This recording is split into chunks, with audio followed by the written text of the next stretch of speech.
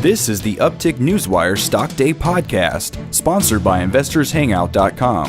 Subscribe to us on iTunes, Google Play, and YouTube to stay up to date on penny stock news and interviews, public information on OTC, pink sheets, and microcap stocks from around the world, with your host, Everett Jolly. On today's show, we have a returning guest. Last time that he was on the show was the end of August, and we're talking no other than Mag One Products, Inc.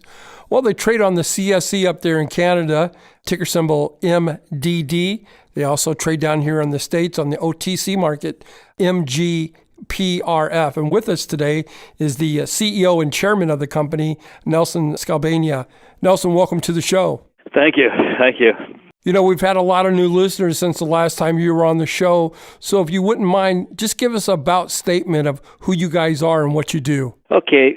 Well, first of all, magnesium. Why magnesium? We think the use of magnesium in related products is going to increase not only for cars, because it's a quarter of the weight of steel, but also for wall boards, magnesium wall boards, and also for batteries.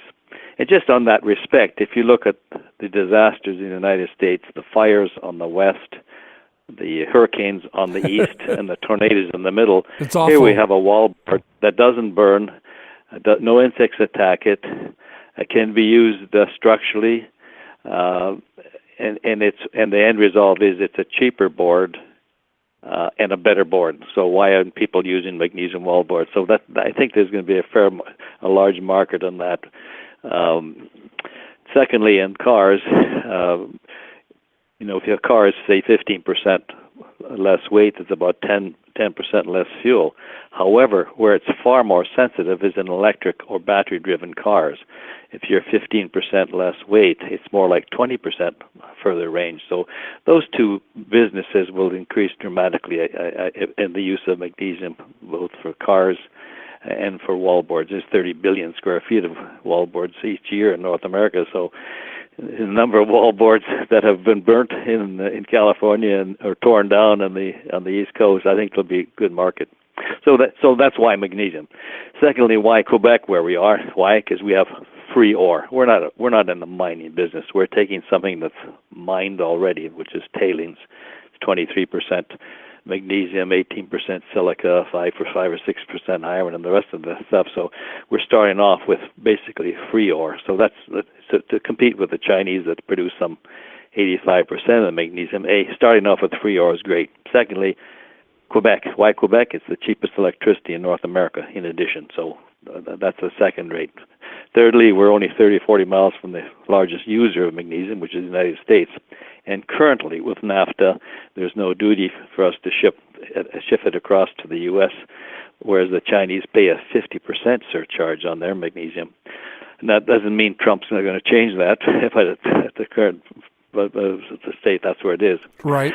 And then finally, what are we doing in Quebec? Number one, we want to make magnesium oxide, MgO, which has its own market, has a very large market.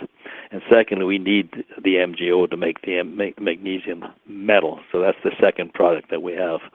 There's a byproduct called silica that's used in cement. That we also get that. And then we want to have an assembly plant to make magnesium wallboard there. That's kind of the third or fourth business. We are in the magnesium recycling business. You can actually produce magnesium for about a third of the cost or half the cost of digging it out of the ground and processing it. And the only trouble is in the recycling business, there's a limited amount of product that you can process. And then we have a battery, a magnesium air battery that we own a company called Mag Power, and it has certain uses on it. So we have prototypes and models, and we have certain uses on it. And if you don't know what magnesium air battery is, half the energy of the world comes from the oxygen in the air, and the other half is from the magnesium anode, and in between there's an electrolyte. So those are kind of our businesses, and we have a pilot plant. There's 3 pilot plants or 2 pilot plants. One is completed already. That's for the magnesium oxide and the silica SiO2, and now we're completing the second pilot plant. So that's kind of where we are.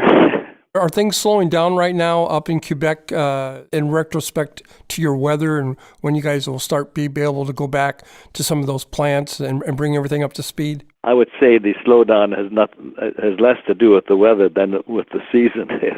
Not much happens in Christmas and over the combination of the weather and Christmas and season, but it is slowing down for sure. But we're going to start aggressively in the new year. You know, I was reading about you guys got some trench money. The first trench was around $980,000. Second trench was around $1.5 million. What do you plan on doing with that money? Well, no, there's 4 uses. Number one, to complete the magnesium wallboard plant. 2, complete the pilot plant, the second pilot plant. Thirdly, to complete the magnesium recycle plant that we have underway. So never mind the ongoing R&D of the magnesium metal itself, which is a little more complicated and a little more time-consuming. But there's no end to the dollars that we need, and we are and will be looking for some dollars, and we're going to issue a new private placement and a convertible debenture in a short while. My guest today is Nelson Skalbania. He is the CEO and chairman of Mag1 Products. They trade on the CSE, ticker symbol MDD. They also trade on the OTC markets here down in the States, ticker symbol MGPRF. Give us a status on your 5 projects. Where are we at on that process? Well, as I said, we hope to have 2 of them in operation, making things, the magboard and the recycle business, by the 3rd or 4th month of next year. That means, say, April. So two businesses we hope to be completed and installed and operating. The magnesium oxide plant will be later in that year. The battery business will only restart provided we have an offtake agreement with a user. The R&D is finished. The prototypes are finished. All we need now is an end user, and we have 2 or 3 end users, but that won't continue until we have an offtake agreement. And then the last one is the so-called flagship business of ours is the magnesium metal per se itself. It will be lucky if we get that plant started by the 1st of 2019. The last time you came on my show, your stock was trading at around 20 cents.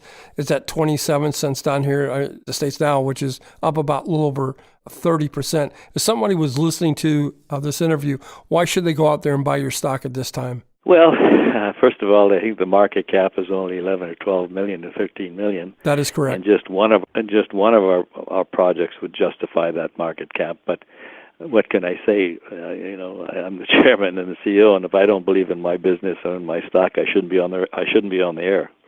So what can I say? Well, in closing, Nelson, is there anything that we didn't get a chance to touch upon that you would like to get out there and stress to the listeners? Well, I can't say that other than if you don't know much about magnesium, the use of it is certainly going to increase for the 2 to 3 reasons that I've mentioned. One is there are 30 billion square feet of wallboard that is better and cheaper than the existing convention that's out there. Secondly, the use in vehicles is going to dramatically increase, especially with the battery or electric-driven cars. And finally, lithium batteries have enough problems on their own, and there's a fair amount of work underway in magnesium batteries. So I believe the use of magnesium is going to increase a fair amount in the next while. And that's why we're in the business. Well, I want to thank you for taking time out and coming on the show. I know you're a very, very busy guy, and I wish you nothing but continued success. Hopefully you'll come back on the show in about 45, 55 days and give us an update. Thank you. Thanks. Bye-bye. This program is entirely sponsored and produced by Uptick Newswire, LLC, which is responsible for the content. The opinions and information provided on this program are those of the guests and those of the respective companies they represent, and do not necessarily reflect those of the staff or management of Uptick Newswire. Uptick Newswire encourages all listeners of this program to do their due diligence and research when determining investment strategies that will work for them, or to seek the assistance of an investment professional. The guests of this program may have paid for its distribution and are not directly affiliated with Uptick Newswire or this station.